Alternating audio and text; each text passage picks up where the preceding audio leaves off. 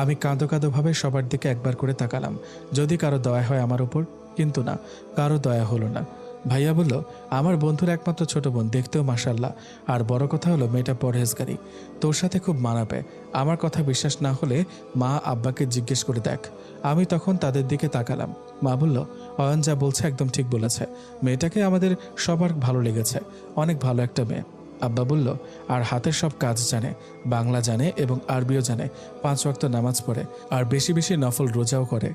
তৃপ্তি বলল, ভাইয়া ছোট ভাবি কিন্তু সেই দেখতে, আর তোর মনের মতো। এই এখনো ভাবি হয়নি। হয়নি, তবে এখন তো হবে। ঠিক আছে, তোমাদের সবার যেহেতু পছন্দ, সেহেতু আমার কোনো আপত্তি নেই। আলহামদুলিল্লাহ, সবাই বলে উঠল। আব্বা বলল, কালকে তাহলে আমাদের সাথে মেয়ে দেখতে যাচ্ছিস? কালকে তো আমার অফিস আছে। এতদিন থেকে চাকরি করিস, একদিনও কি ছুটি নিয়েছিস? শুধু কাজ আর কাজ। তোর বসকে ফোন দে, আমি কথা বলে ছুটি নেই। তারপর মা আমার কাছ থেকে ফোন নিয়ে একটু দূরে গিয়ে বসকে কি কি যেন বলল, সাথে সাথে বস ছুটি দিল। বুঝলাম এরকম রাগী আর খারাপ বস কেমন করে ছুটি দিল। খাওয়া শেষ করে নিজের ঘরে গিয়ে দেখি অনেক সুন্দর করে গুছিয়েছে তৃপ্তি। আর কোনো কিছু না ভেবে দিলাম এক ঘুম। পরের দিন সকাল 10টায় বাসা থেকে বের হলাম মেয়ে দেখার উদ্দেশ্যে। প্রায় ঘন্টাখানেক যাওয়ার পর মেয়ের বাড়িতে চলে আসলাম।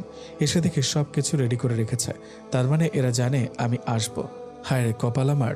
আমরা বসার পর সবার জন্য ঠান্ডা শরবত আর নাস্তা নিয়ে আসলো। আমি শুধু শরবত খেলাম, কারণ আমার গলা শুকিয়ে গেছে। এই প্রথম কোনো মেয়ে দেখতে আসলাম, নিজের জন্য তো, তাই। কিছুক্ষণ পর মেয়েকে নিয়ে আসা হলো, কিন্তু এ কি, মেয়েটা দেখে বোরকা পরে এসেছে। আল্লাহ, এ কোন কালাকাউয়ার সাথে আমার বিয়ে ঠিক করলো।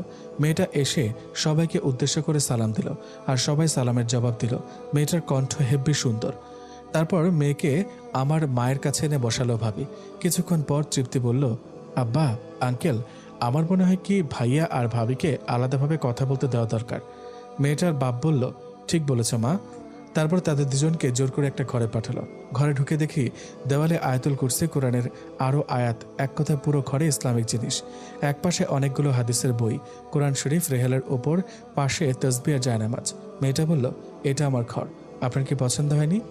না হওয়ার কি আছে, বর্তমানে এমন মেয়ে আর তার এরকম ঘর পাওয়া বিশাল ভাগ্যের ব্যাপার।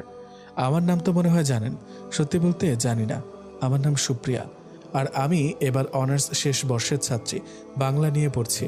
আর আপনার নাম তো শামীম, আর আপনি আমার ভাইয়ার বন্ধুর ভাই, আর একটা বেসরকারি কোম্পানিতে চাকরি করেন। এত কিছু জানলেন কেমন করে? অনেক আগে থেকে আপনার সাথে আমার বিয়ের কথা চলছে, আর এর আগে আরও 3বার আপনার বাবা মা এসেছিল। আর শেষবার যখন আসে তখন আমাকে আপনার বদলে আপনার মা আমাকে আংটি পরিয়ে যায়। আমি বললাম, এত কিছু হয়ে গেছে আর আমি জানি না। সুপ্রিয়া বলল, কেন আপনি জানেন না? সত্যি বলতে কিছুই জানি না। ও, একটা কথা জিজ্ঞেস করতে পারি? জি বলুন, কি কথা? আপনি কি কারোর সাথে বর্তমানে সম্পর্কে আছেন? সুপ্রিয়া বলল, নাউজুবিল্লাহ, এরকম কাজ আমি আমার জীবনেও করিনি, আর আমার নারীত্ব আমার স্বামীর জন্য রেখেছি। আমি সুপ্রিয়ার কথা শুনে মনে মনে অনেক খুশি হলাম। যাই হোক, আমার মতো সেও কারোর সাথে প্রেম ভালোবাসা করে নাই। আপনাকে কি দেখতে পারি? না। কেন? আমাকে একমাত্র আমার স্বামী ছাড়া কেউ দেখতে পারবে না। আমার সাথে তো আপনার বিয়ে হচ্ছে।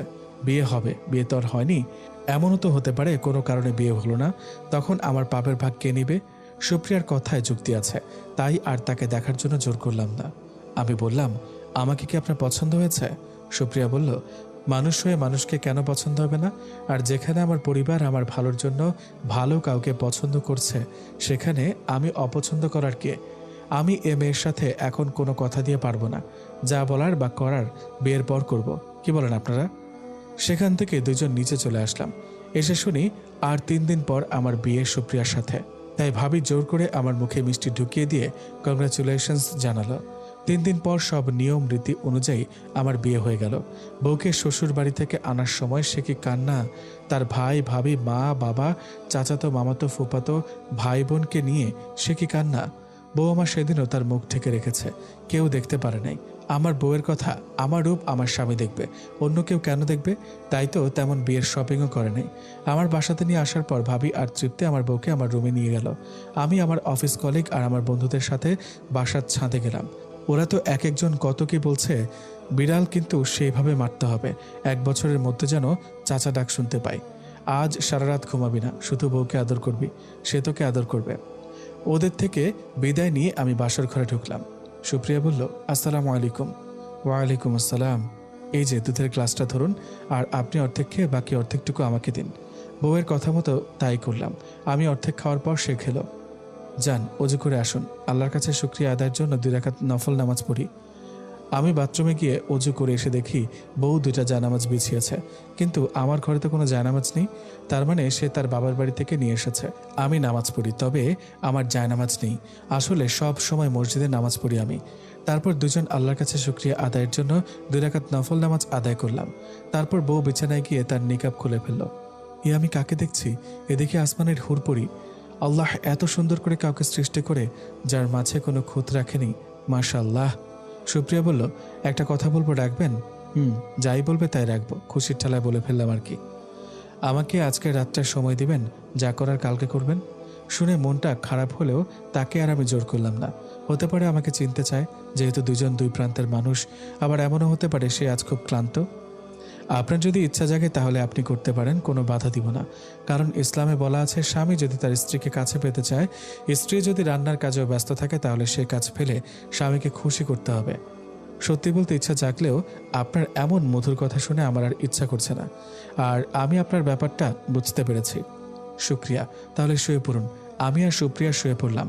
সুপ্রিয়া আমার দিকে মুখ করে, আমি তার দিকে মুখ করে ঘুমিয়ে গেলাম।